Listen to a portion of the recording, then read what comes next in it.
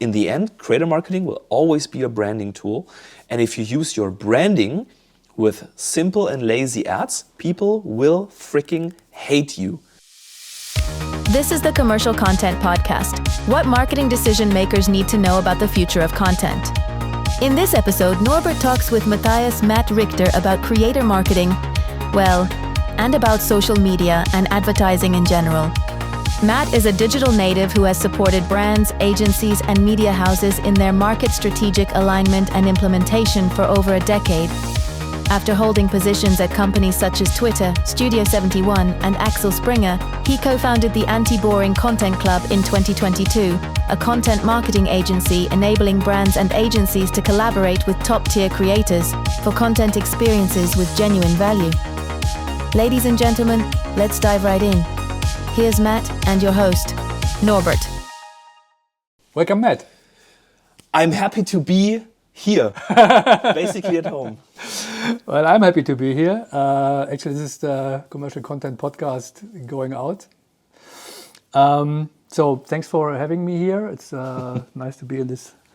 Actually, we have to put some videos. Yes. Thanks for putting some videos. We put the hype train already on, so we know what we're talking about today. Great. So, to get started, I have a little format called 7 Questions. Yes. Which I would ask you so we get to know a little bit more about you despite all the information we had in the intro, your business information. So it goes a little bit back, so we start from the beginning. Which media had the greatest influence on you as a child? Was it television, games, books, cinema, or social? So I'd say, being a millennial, it started with TV, of course, since we didn't have anything else, and shifted very quickly into YouTube, to be fair. So like socials, but mainly YouTube. And I think all my English you're hearing today is like based on YouTube videos, and like skate videos on YouTube, or I'd say like tutorials, like very autodidactic learning, and like how to do something, how to tune a guitar. So you like turn to YouTube and watch that. So I'd say my biggest influence is YouTube. Okay, interesting. So that means switching from television to YouTube. Yeah. How was that? I mean, when was that? In what area or year? I'd say in my teens, and so I almost exclusively used like the PC from my dad in the beginnings, of course, you know, like the first like MS-DOS and DOS games. Yeah. And then it's at some point it just like switched. I had my own PC, we had internet, which sounds like I'm like coming from the Stone Age. It's like, I come from the Stone Age, so yeah, I mean, you're good. So it's like, but it's like, it feels like that. So like having the first like own PC, since I was also doing music back at the time, and I needed that like for producing music as well. So like having your own PC and then having the internet on my hands and then joining basically YouTube. I think I joined YouTube the year it started. Like, and then of course everything was in English as well. So that helped quite a lot for the language, I'd say. But it was like a genuine switch. Like I had this TV in my kids' room basically, which I never used. So I think I haven't watched TV for like 20 years maybe. Oh, interesting. Like I know, of course, I know what's happening, or like I'm looking at TV stuff on YouTube or different platforms like Netflix, Prime Video and stuff, but like I never turn into live TV basically anymore for 20 years. Interesting. It's crazy. But if you feel old now, so when I was a kid, Yeah. and we talked about computers, we had a Commodore 64 at home. Yes. And my cousin, who was a music producer now, he started his career on a Atari 1040. Which is cool. And we had this little data sets. You put in tapes and then so it was, It's ridiculous, like how it changed it. It is. And also like how fast it did. So talking about this, what do you remember as your first conscious encounter with advertising? My conscious encounter with advertising.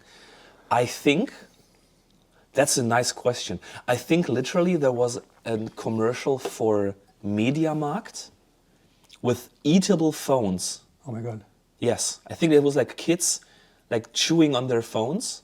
It was like a TV commercial, and they had the claim, "Ich bin ja nicht blöd." So I'm like not stupid. Yeah. And I think it was like that they pranked people into having now eatable phones. I think that was like the first thing that I literally remember watching in TV, and was like, yes, I want to have that. Of course I want to have that. Like it's eatable phones. Like it's amazing. I want this. And of course it was a prank. Like it's something I don't remember the specifics, but like it was something like someone was biting into his phone. It sounds like the Jackass era somehow. I don't know. It's. But you asked what the first comes to my mind. That's the first thing that came to my mind. Yeah. We should talk to the strategics of MediaMarkt actually, and that you still remember that. Yes. So, where do you currently prefer to spend your time? Is this the movie or social, or maybe the console? Maybe you're a gamer. I'd say it's a combination of like many things. Like it's gaming. So like I'm a console peasant.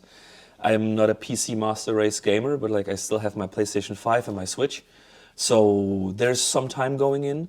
I'd say at least like a fourth maybe also into the classic streaming platforms like Netflix, Prime Video. Like I try to have not that many at the same time, but like to switch from time to time as well. But I'd say still most time goes onto YouTube. Okay. Yes. I'd also try not to like, I don't have TikTok on my phone because I think it's cancer for our like system.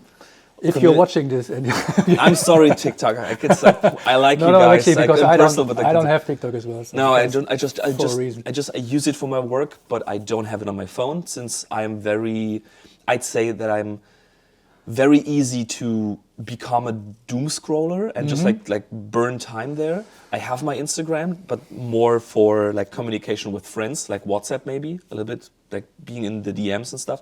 But like I say, most time is YouTube, then the platforms, then gaming. The funny thing is, if you say YouTube, it's like, say, like in my age, I'm watching TV. So if you're on YouTube, what is it? Is it like a search engine? Are you watching series or like shows or like short form or whatever? Yeah, basically it's, I'd say basically it's a combination of things that I like. It's more short term than Netflix and other platforms. So for example, I don't watch that many series. I watch more movies because like I am very bad in committing into time for a whole series. So like if for example, I can be blamed for that, and it's totally fine. I've never seen very important series that were made. You know, like like let's not talk about it because there are many important films I didn't see. So yes, but that's the thing. Like I've seen all those movies. I've never seen the series. Like Game of Thrones, for example, never seen it. Not one episode. Like, because I'm very bad in committing that amount of time. But a movie is like 1.5 hours. It's done. And then it's like, it's over, I've seen it, nice, or 2 hours, and that's basically it.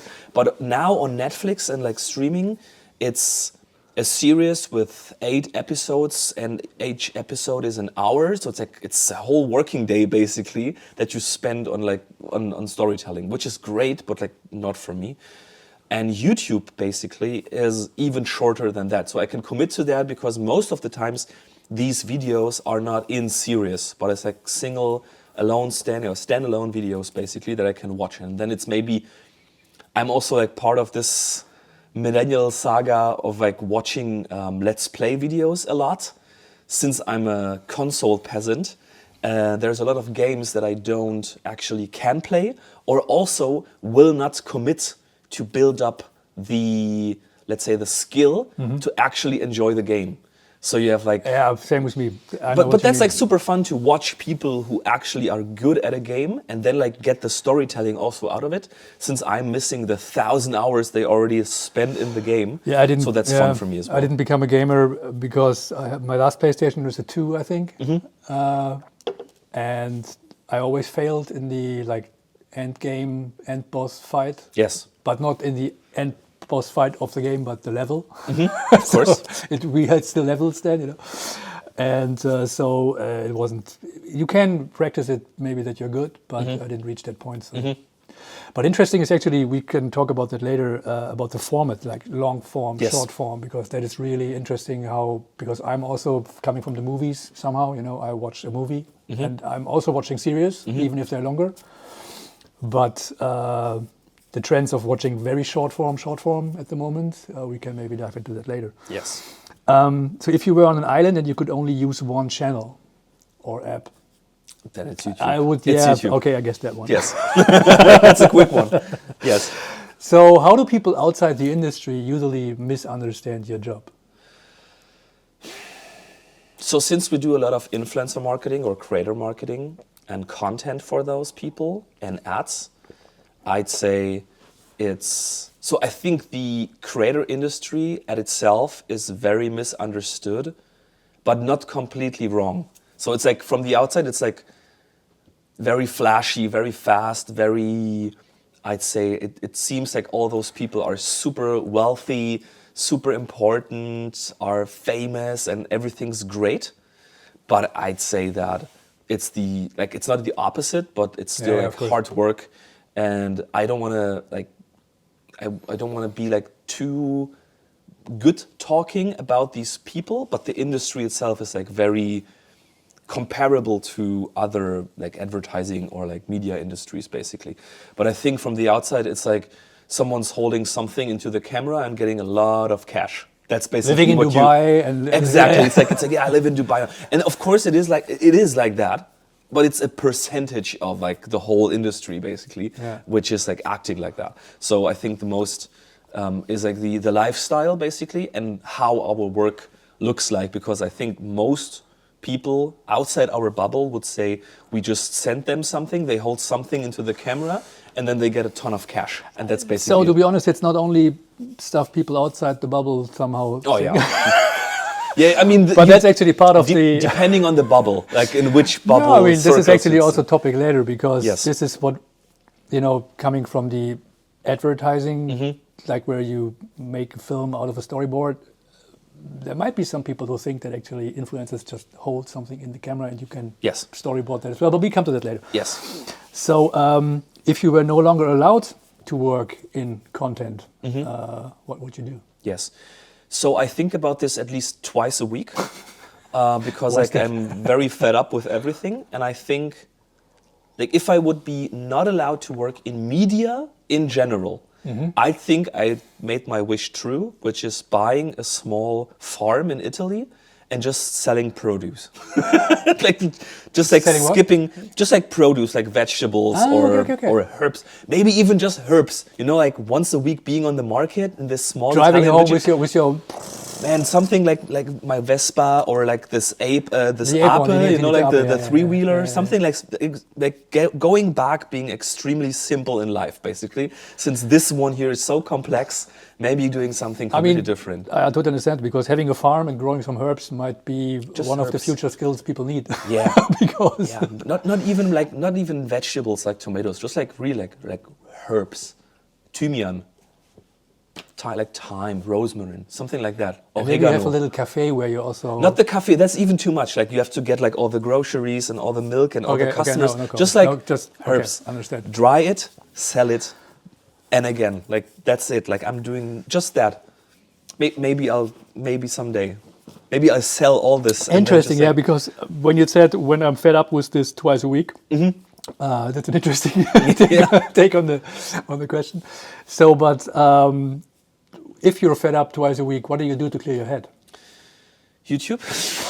Come on, like the No, but meditation it's a combination of like whole thing. It's like I still think even as a founder or like even as a person in a, let's say like in a leading position, basically you should stick to hobbies that you actually have. So I do exactly that. Like it's different hobbies. It's if it's sports, going out with friends, doing your hobbies, even if it's pottery or whatever it is. Like do it. Like it's use the free time. Like I'm always trying to. So I think in my daily work, it's a combination of. Or how do we call it? It's work-life blending, basically. Because like if you work, you know this, you work in advertisements, you never not work. You're never not working. Because I know. you go outside and you see a billboard somewhere and you think, oh, Haribo is doing a new and most of your advertisement for friends this. are from the industry. Oh, I mean, exactly. mine- It's crazy. So basically you have this blending of like free time and work time. So having hobbies, I think is crucial. Pottery Just like sounds nice, to actually, stay yeah. sane basically and not to go insane. Yeah. Yeah. Great. So thank you very much. That was the opening part. And before we start with the main part, actually, I'm so nervous about the camera. I have to check it. But the good thing is, this is the first podcast where we can walk around. Yes, it's running. It looks good. You look amazing. Because just to make sure that everything is in place here. Very nice. Good. So let's dive in.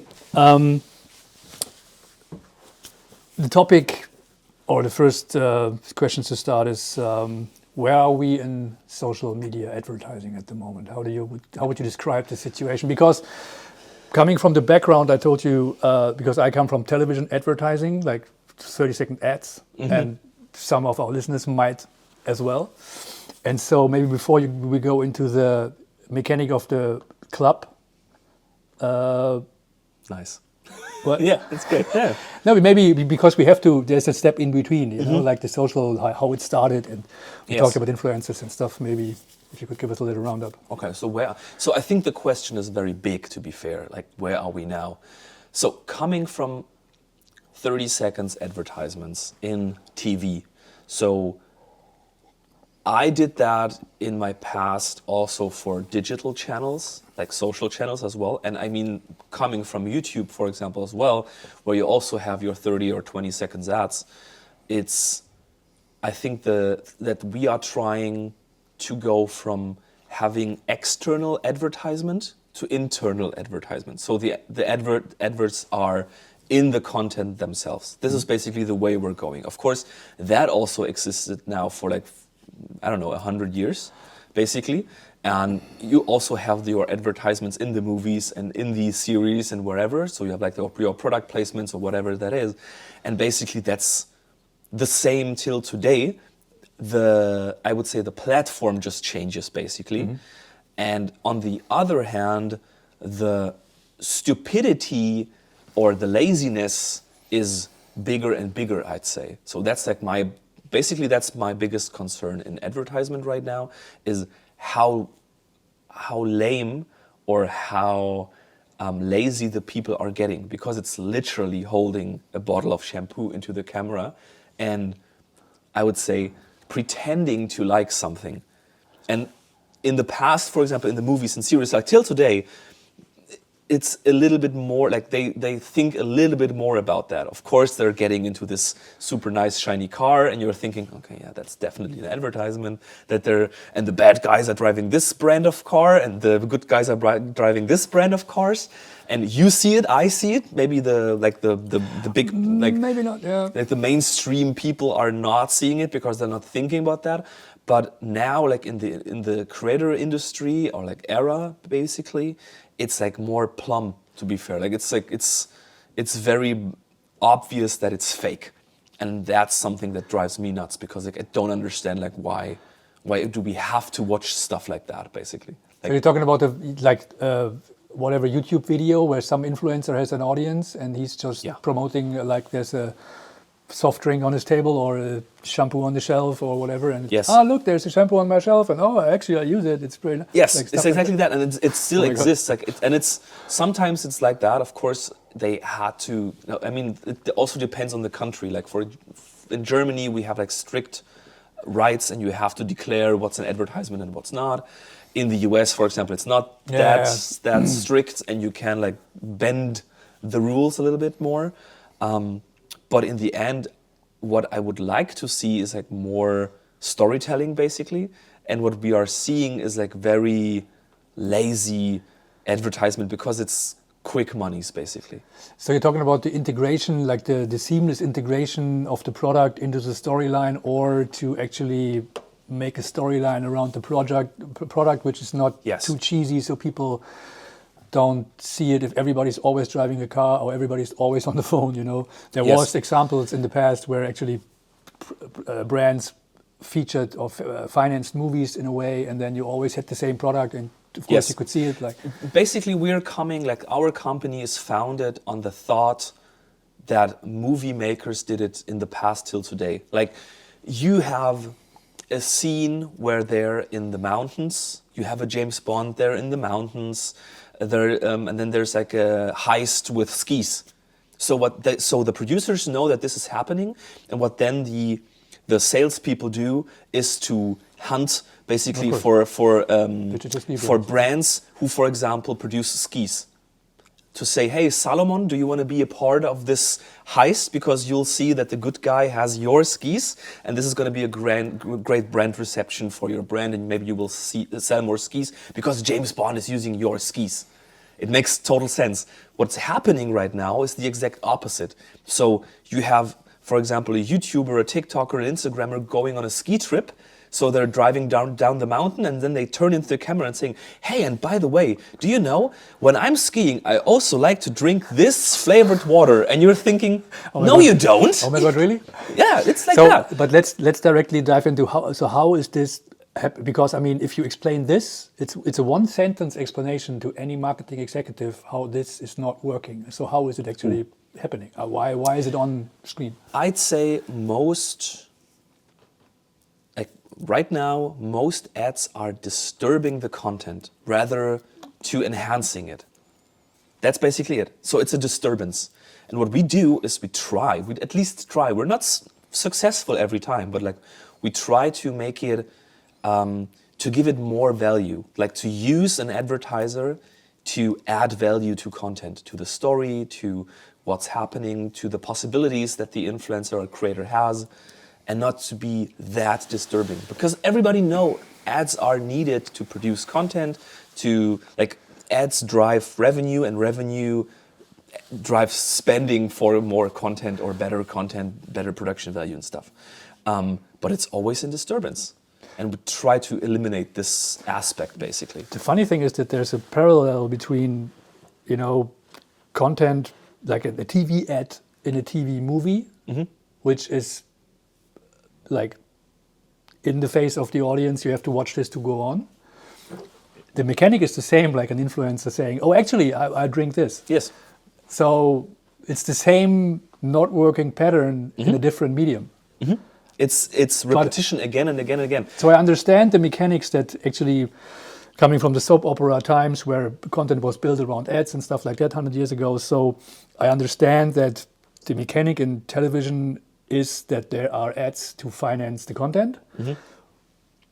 But taking it to another medium, there would be the chance to change this pattern and to make it a little bit more.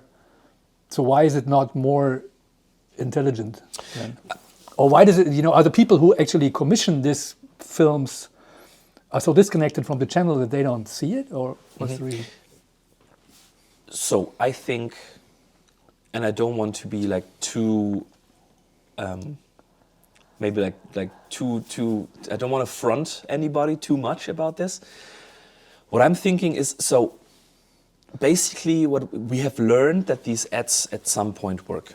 Also these 30 seconds ads and everything around that. And in the beginning, some years ago, when this all came to Germany, for example, with like creator marketing, when we also started to do that, because like we do this now for like 12, 14 years or something, like almost 15, let's say almost 15 years, over a decade.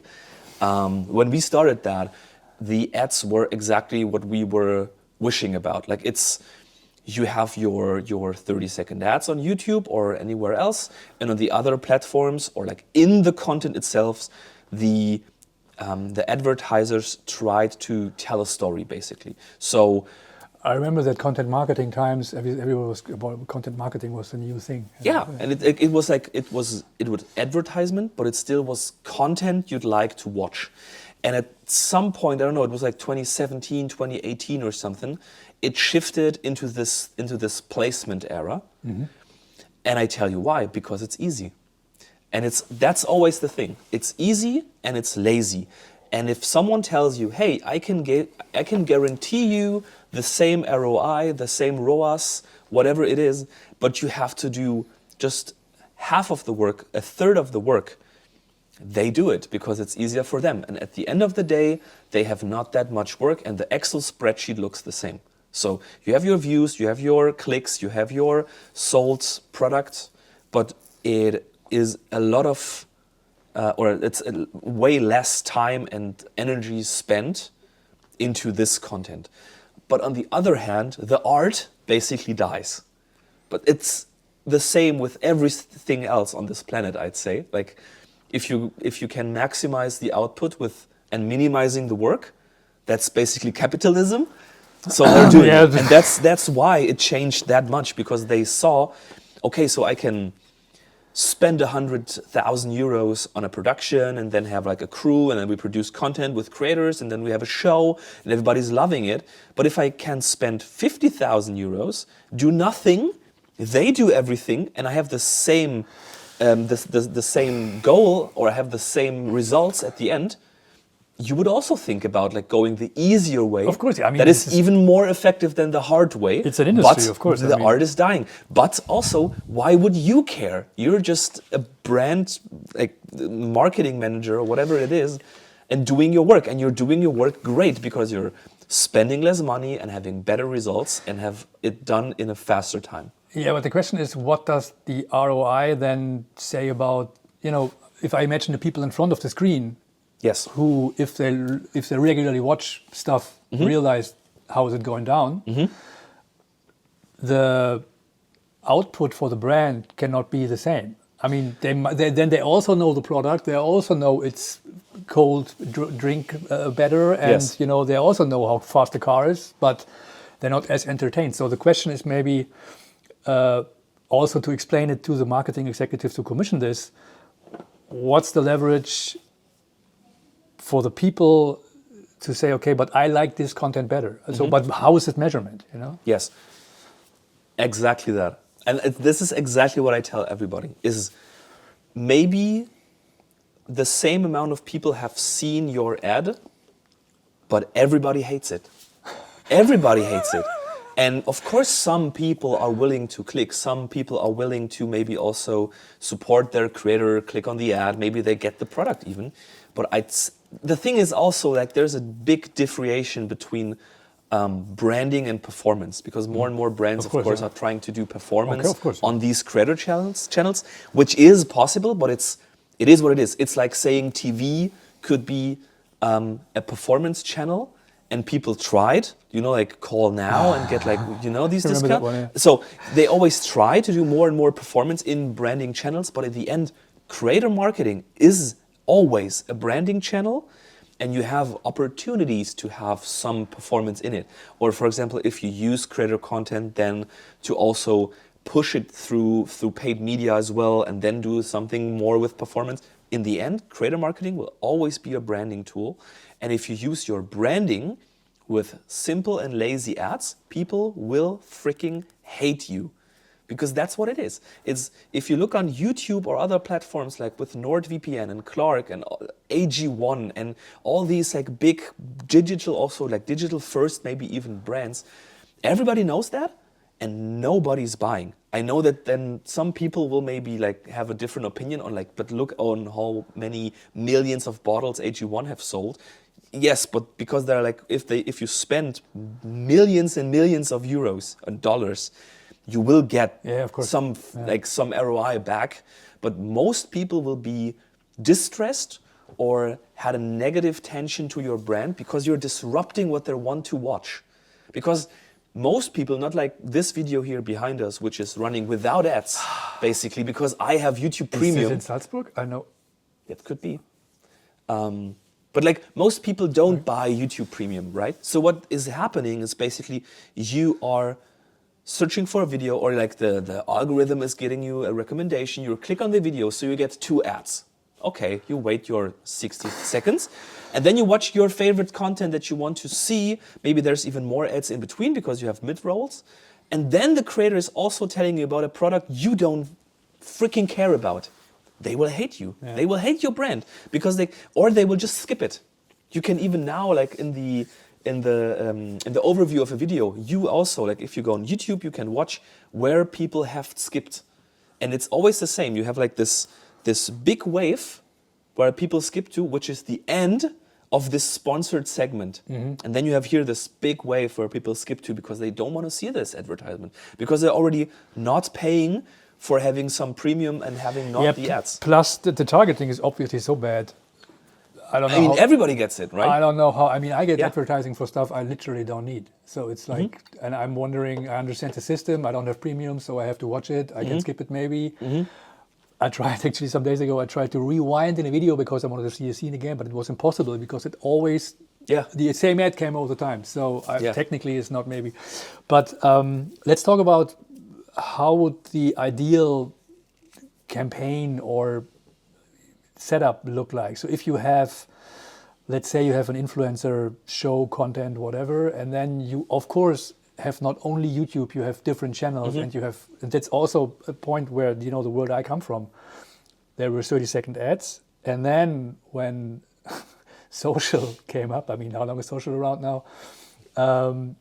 People started to make an edit of the TVC for YouTube pre-rolls with the logo in the front, so actually the audience sees the logo before they skip.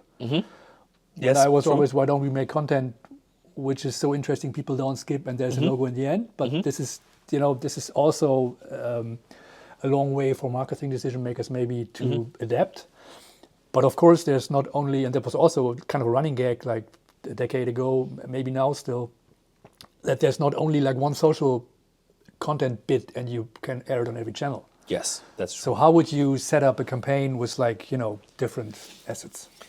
Also a big question because it strongly depends on your budget and your goals as a brand. And looking from a brand perspective, I have to, so that you better understand it, I think, have to tell a little story that we had in the past. When we worked in a different, so this is not this company, but in a different company we worked before, we worked a lot with Ubisoft, the game publisher. And we did something for Assassin's Creed, a game from them. And we exactly use this method that you just said on YouTube as well. And I don't want to be too much focused on YouTube, but it's a great example because we did creator videos like 10, 15 minutes long, and we cut the first 5 seconds before you can skip the TrueView ads.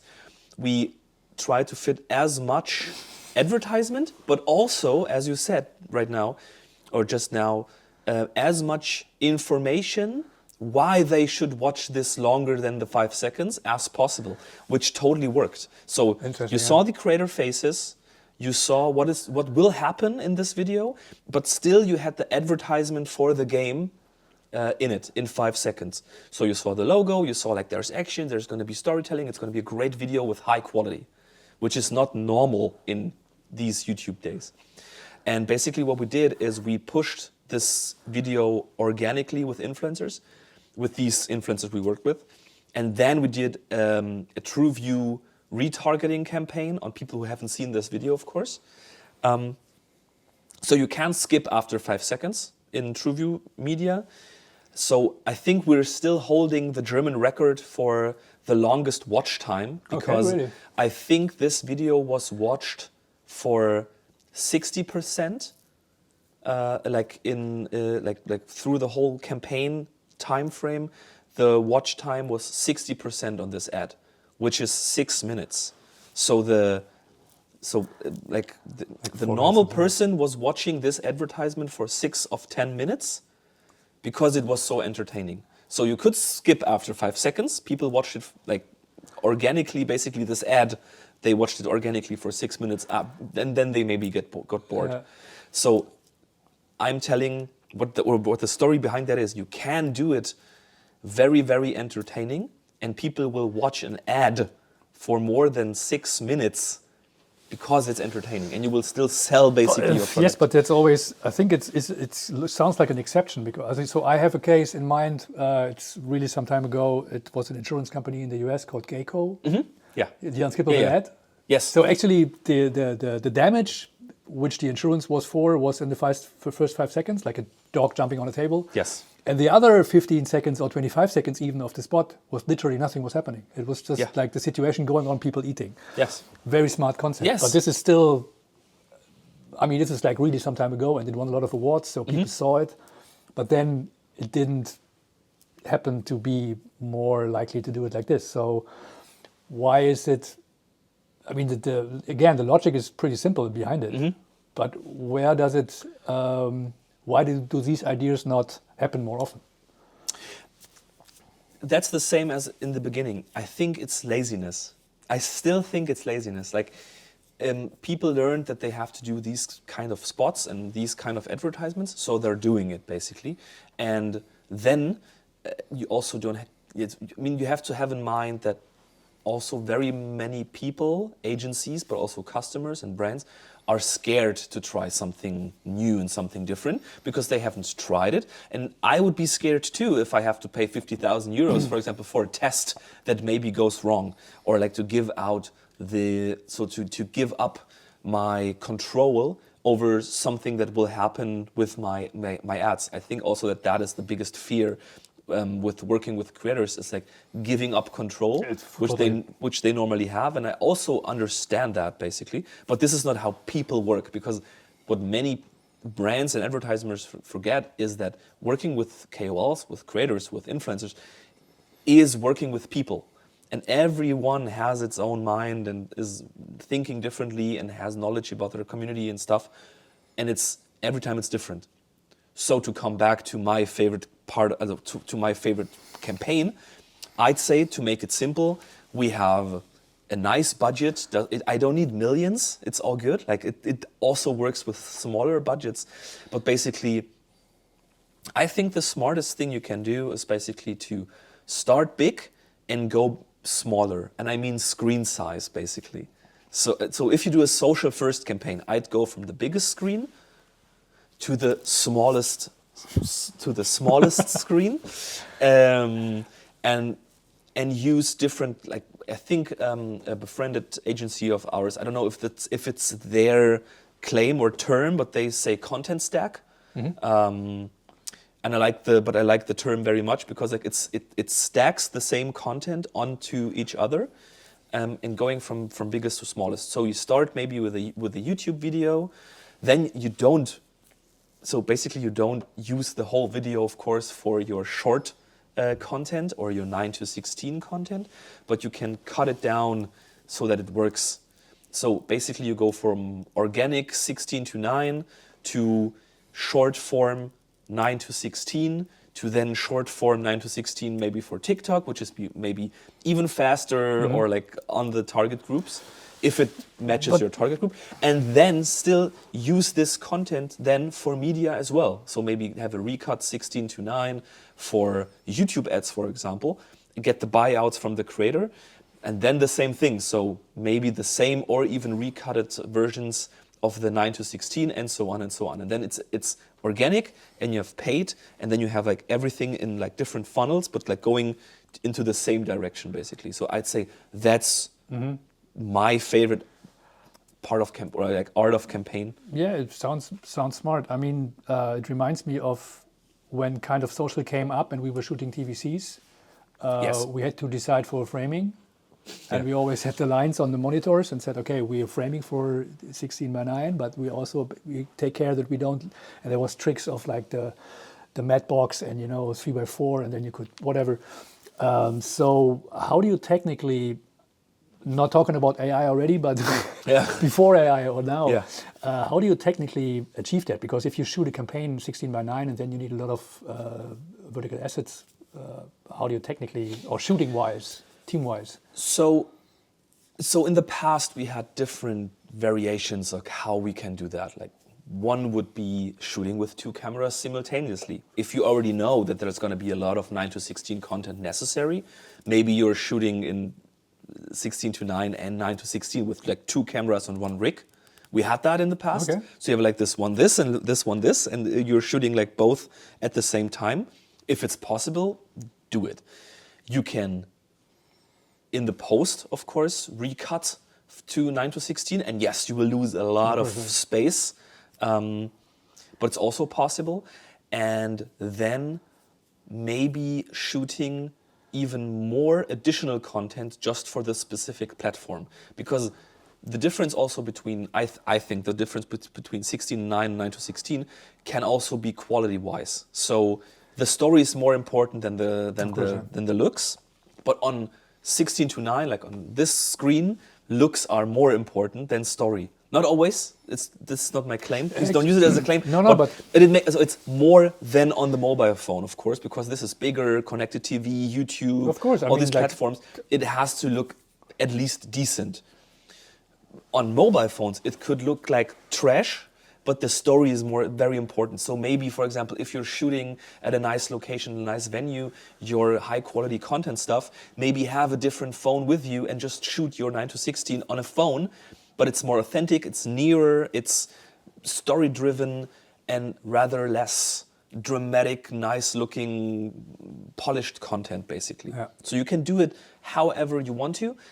But again, it's about planning beforehand. Like if you know you need a lot of 9-16 content, think about how to implement that.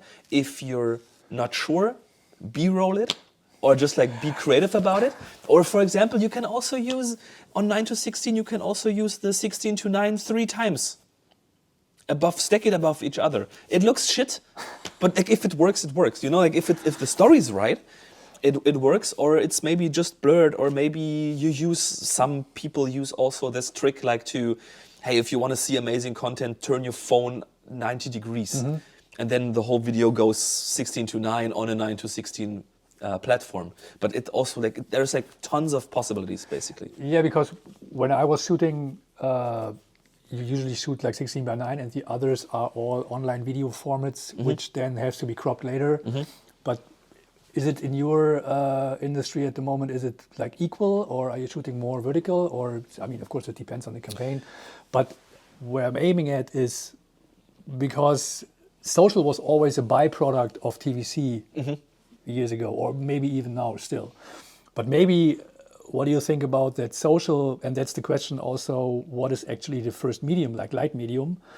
Maybe there's like very successful social videos which then, as a byproduct, air on television, if the target audience actually watches it anyway. So this is...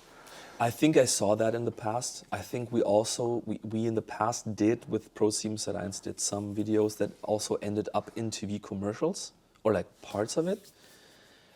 But I would try to separate that as much as possible, because it just doesn't work with each other. I would always try to create content for the platform you want to air it, basically. Yeah. So if you want to do something on TikTok, shoot for TikTok or Instagram Shorts, or pictures for Instagram, then like whatever it is, or for YouTube Shorts, or for YouTube as a platform, or for TV, or for TrueView ads, even on different platforms than YouTube maybe, or like, you know, like the 30 seconds. I would try to do everything separately, basically, to also not just gain the trust of the community that's watching, but like to have a natural feeling that it belongs onto this platform, because people. But that's the problem with like in the past. It was I know that I was reading like W&V, Horizont, like Volkswagen has the most successful video spot on YouTube. 50 million views, and I was like, sure, they took their TVC, put it on YouTube, and pushed it with ads. That's not an achievement. That's basically how media works. And everybody was like, wow, 50 million views. Yes, because you pumped millions into it. Of course that's 50 million views. That's not an achievement. That's like basic math, basically. And I think that's the thing that the people still, also the big brands still don't get, is create content for the platform. And for the people. And for the people, of course, yeah, that people can come second, but Yeah. platform first. No, but it just, the TVC will not work on social media. This is why you do a cut down for 20 seconds and make it an unskippable ad, because people will not watch it. They won't.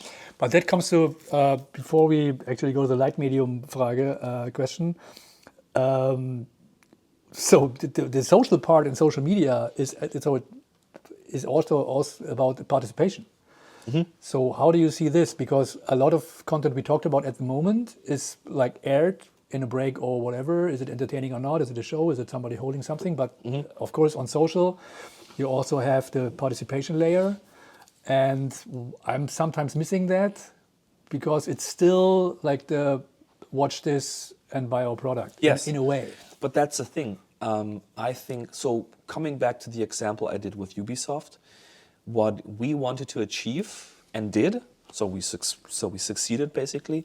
But what I would love to have, and I know it's not possible every time, but like to at least try, that the reactions, the comments, so what I love most, so now this is the sentence, what I love most is to see sentences like, if that's advertising, I'm only watching advertisements from now on. That's basically what I wish for in the content or the campaigns that we do. So when we also worked with Max from your previous podcast, the same thing with our Chuck Norris campaign. I actually have it on the list. Yeah. So you have these comments, of course, saying like, it's so shit and we hate it. But there were like people like the guys from the marketing section of this company should get a reward. That's what I want to hear. Like that's the goal basically for me as also, I'd say, an advertiser basically, or like an agency helping advertisers, is that people react very positively on it. Not just like, okay, nice, or haha, or funny video, but it's like more that they appreciate putting the work and the time into that. And that's also very grateful then for the brands, basically, because they, of course, get something from that if they do advertisements that actually engage people. Of course, yeah. And not by having raffles, like you can win a new iPad, please comment something. And then you have like huge engagement, because that's what most people do, is doing like raffles and you can win something. But like having real engagement on content because the advertisement, for example, was good, was well made, was integrated in the story, or just made sense. So you have a creator that loves pizza and you then do a pizza advertisement and he goes out and gives out pizzas to his community or her community. It just makes sense. Yeah. And then everybody is like, yeah, okay, this is a great cooperation, because like everybody knew what they're doing, and it just makes sense to do that. But if you don't have a driver's license and then you make an advertisement for the new car, Yeah, but that's the difficult part, to find this match probably. But this is, yeah, but that's our job. So this is why we are here, basically, is to get this match so you don't do it wrong. And talking about the participation, because when people comment, and that's actually good that you're talking about the Chuck Norris case, because I was actually getting to this. Then you have content out, people watch it, people comment it. Mm-hmm. And then is there also the chance, of course, to react with the next content bit on the comments? Like, depends on the producing circles and how long it actually takes. And this also the opposite of where I come from, TV. It's like it takes like 4 weeks to react to this, because you have all these loops. So how is it in your area of actually reacting fast to comments of the audience? Yes. So Max told you that they produced very quickly like videos on comments, and then did another videos where like Chuck Norris commented on these people. I'd say this is something very special and not normal in a campaign. There again, I would recommend you another person who does community management for a job, which is, and they're doing great, basically, a great new company who is like doing amazing community management. But I think community management as a brand, so if it's on brand channels, of course, if it's on a creator's channels and you do advertisements there, of course, as a brand, you can comment. And I think that, and I also think it's something this new company friend of mine is always saying, is like, brands, what is it like he's always writing that like real brands talk out loud, basically. It's in German, I don't know the one-to-one translation. Like, but if you are a brand and you want to achieve something in community management, talk, and that's basically it. So like what the US brands also, for example, are doing very, very well is community management. So someone is reacting to content, eating a Kit Kat bar, for example, and Kit Kat is immediately in the comments saying, hey, if you do this again, we'll send you 2,000 bars of ours. Or just like in the comments, they're discussing what is better, for example. Is it Oreos or is it Kit Kats? and then Kit Kat and Oreo will join this conversation saying like, no, we're the best. No, we're the best. And then they start fighting and people loving it because they have like a discussion in this discussion. Yeah. So I think conversation is very important because that's what also we as a society and we as people do. We discuss things and we talk. And basically I think this internal discussion and this conversations are very crucial if you want to achieve like high engagement rates as well. So what we, for example, also do for some customers in our social part of the company is doing this community management and doing outbound community management. So we actually interact as a brand with other brands or other users. So we have a video of someone doing something. We achieved hundreds and thousands of likes on our comments because we're joining the conversation as a brand as well. But that's also another topic actually. So you have like creator marketing standard, basically, then you have like the productions, then you have paid media, then you have community management. So there's like so much to it in our bubble.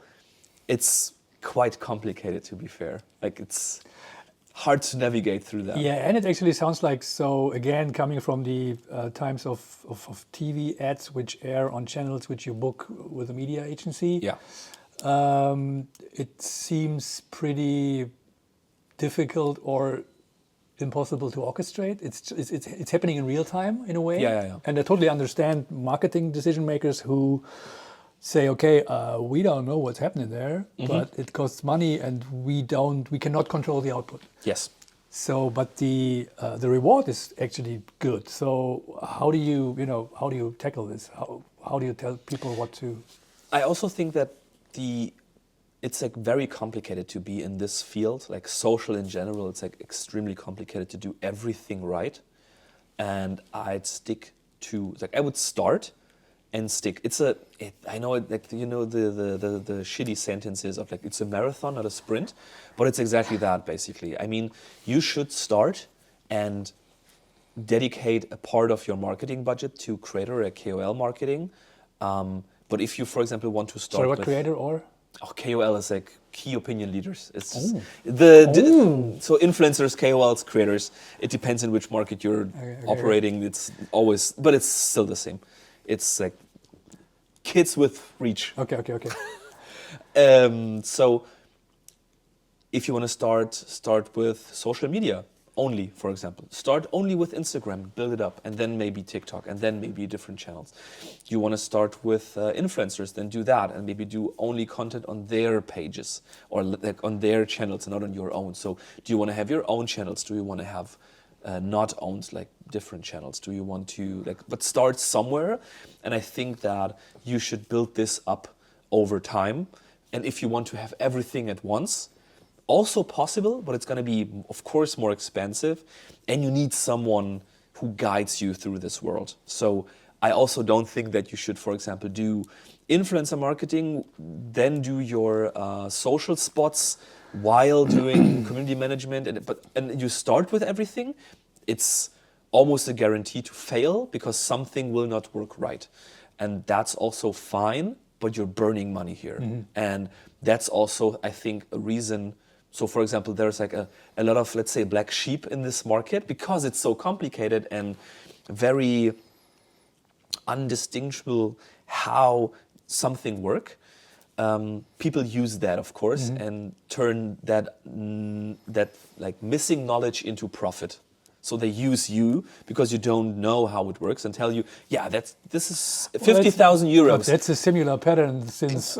Yeah, that's the same thing. Like as always, like they are like thieves everywhere. But I think what also happened in the past is like with creator marketing is that people tried, then they got not let's not say scammed, but just like used a little bit too much.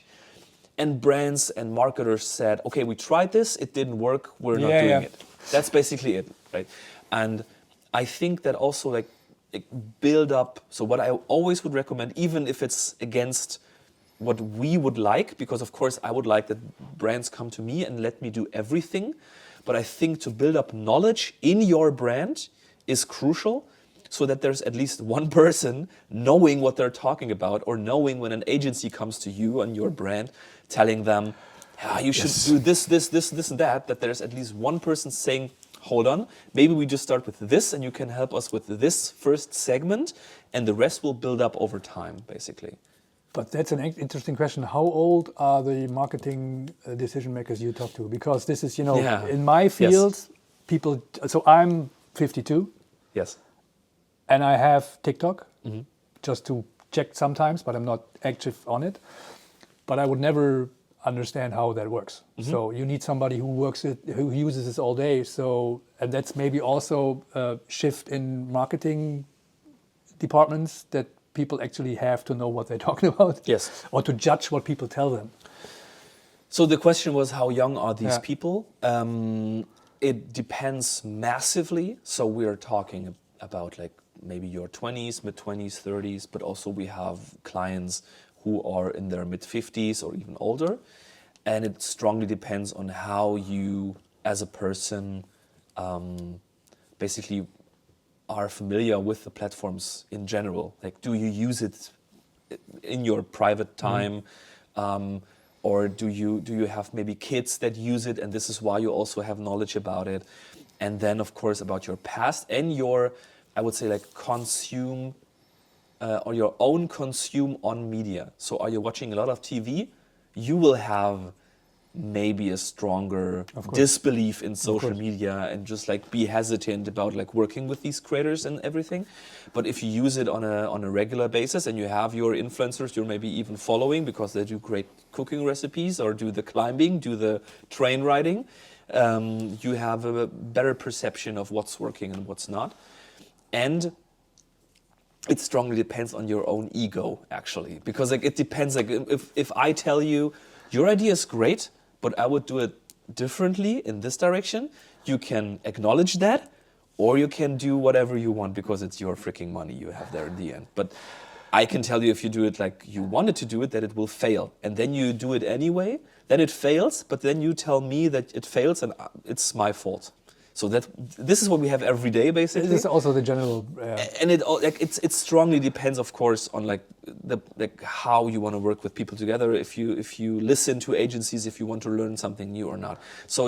But it's the same with all media outlets, I'd say, basically, because like in the TV and like TV commercial section is also the same. Like you spend a shit ton of money, then you air this clip, and you have nothing. There's like no engagement, no one is running into your dealerships and buying your cars. Of course not, because it's branding. But that actually, the branding thing it's also maybe hard to prove, because it's not like there's not a button you can buy stuff. Or how do you? I mean, what's then the measurement of a success of your campaign? It depends also on the goal that you have. So of course there's views, of course there's engagements. If you go into more performance sections, you have your link clicks and even like buys, basically. I mean, you can track almost everything as in classic digital media, but not in all content that you actually produce. So if you watch a YouTube video, you cannot click on a link and get to a website in the video, but you have your description beneath that, so you can click that and get on the website and maybe buy something. But if you do it on your mobile phone, you will rather not click on a link to get on a website. So that's why you use maybe Instagram, but you cannot do it in a reel.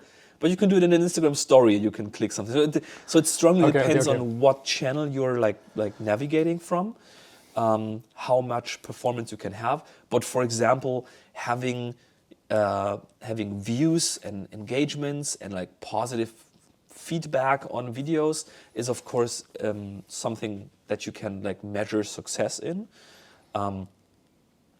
But it's not that in detail as classic, for example, performance ads on websites. Of course not. But it's more detailed than television. I have this discussion with great and big brands all the time. It's just like, yeah, but we're doing out of home because we know that it works. And I'm like, you know that it works? Like, how? Yeah, because millions of people are seeing it. Okay, so there's like someone standing beside this out of home ad But and just actually- like clicking how many people are actually looking at it? No, but actually, so I was on a marketing club Berlin event once, and it was about out-of-home advertising. And actually, it's possible. I'm not technically in the details, but it's possible to track anonymized phone data from people passing that area, and also if they shortly after that period click on the link. Ah. This actually also trackable, not like social. Sounds dystopian to me. It but is. okay. It is. I was like, okay, that's possible. I didn't know that, but of course, it's not that detailed. So, Yes. So that's the thing. In the end, it's still branding. So we measure success, of course, in reach, and like how many people did we reach, how many views. You can even go detailed more in YouTube. And I know I'm pushing YouTube a little bit too much today, but it's just like I can also see like what did they watch, how long did they watch, what was interesting for them, what not, where they skipped away maybe. I can also see that in different platforms like TikTok and Instagram, and on Meta, Facebook as well. So I can see a lot of data.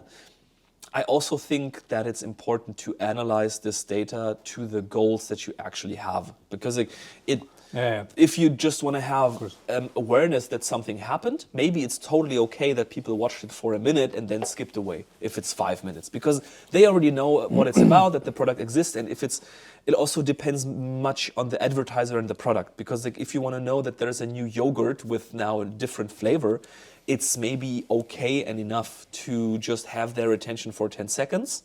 Rather, if you have a car which is 100,000 euros and you want people to understand why this car is expensive but worth it, then it's maybe great to have some videos or content that actually explains it in some minutes and not just seconds. So it vastly depends on what you want to achieve. It's always, and that's, to be fair, one of the hardest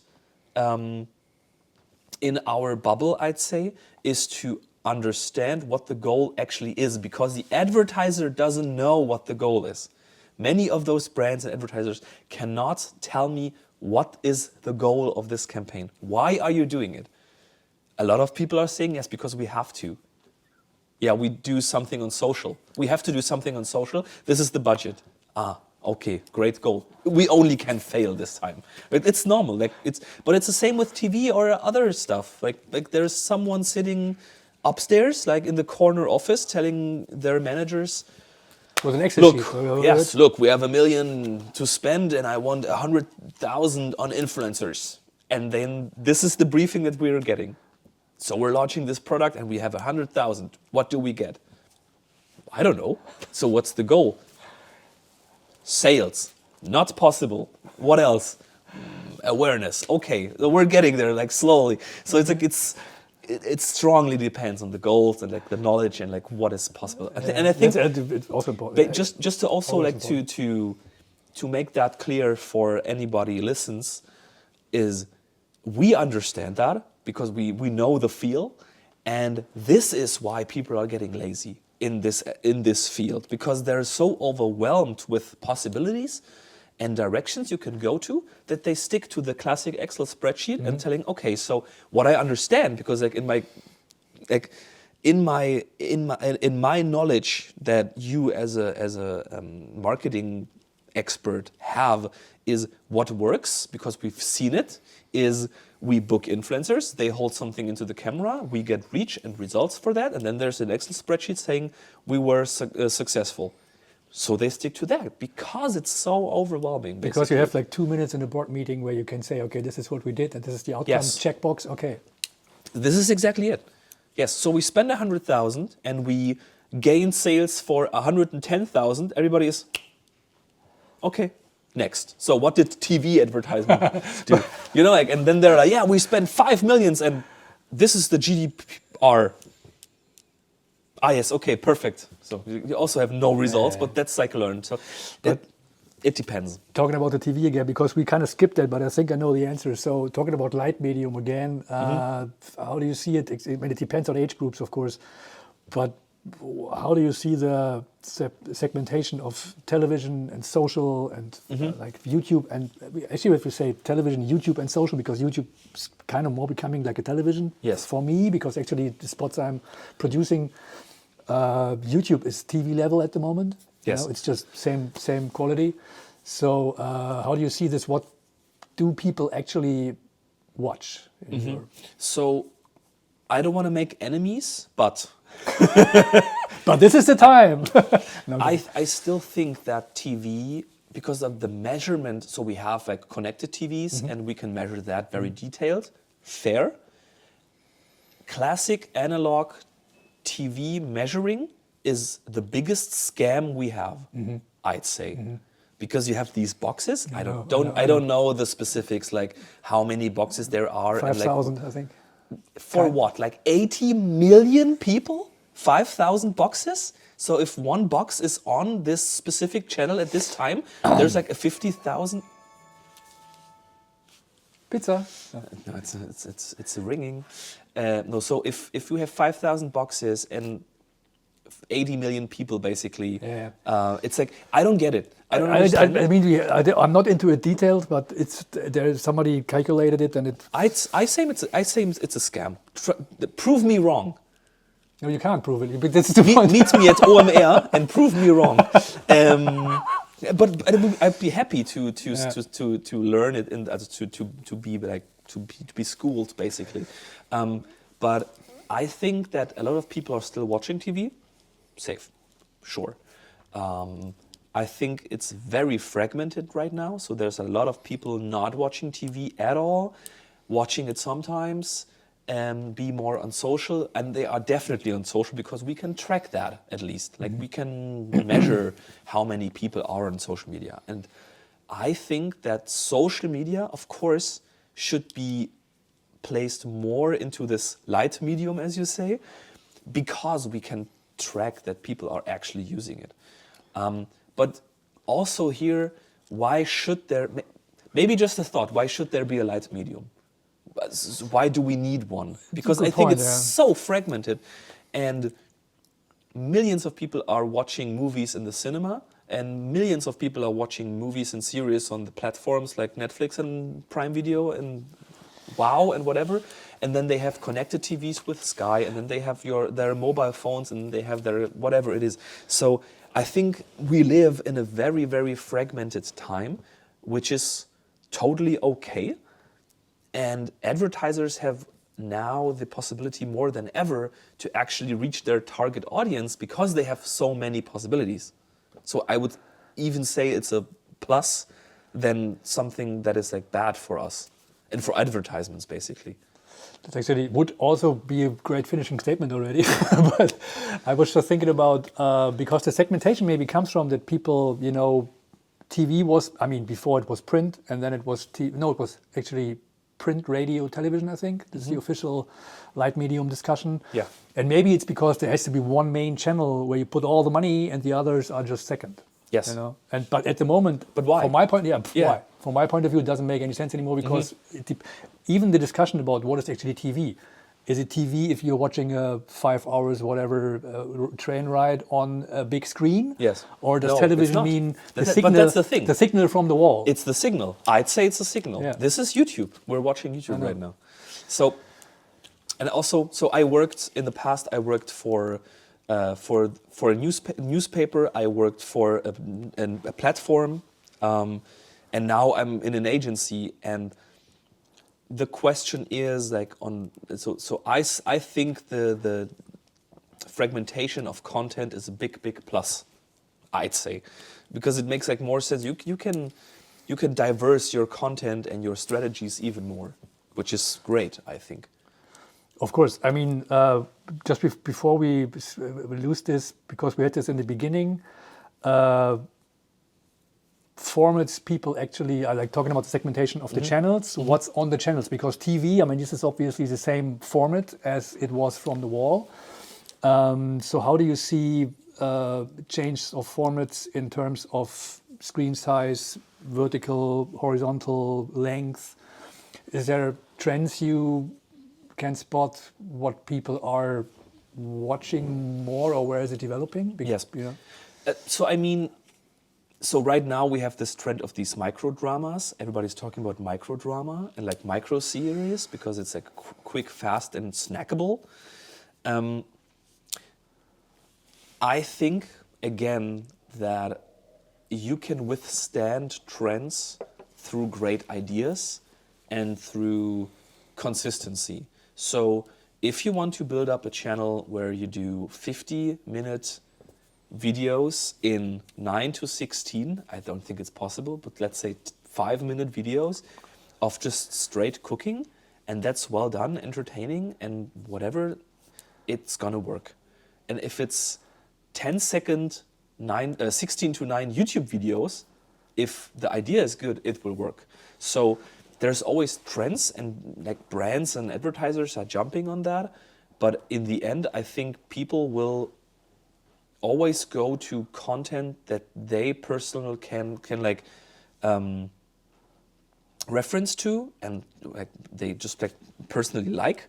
But it doesn't, and that's like also a plus of this diverse segmentation of possibilities, basically. So I can tell you now about trends, and these trends are maybe gone in like 2 weeks, but you will always search for a cooking video or something like that on YouTube, even like 5 years after it was released. And it doesn't depend on the platform what content will be watched. It's also very random now.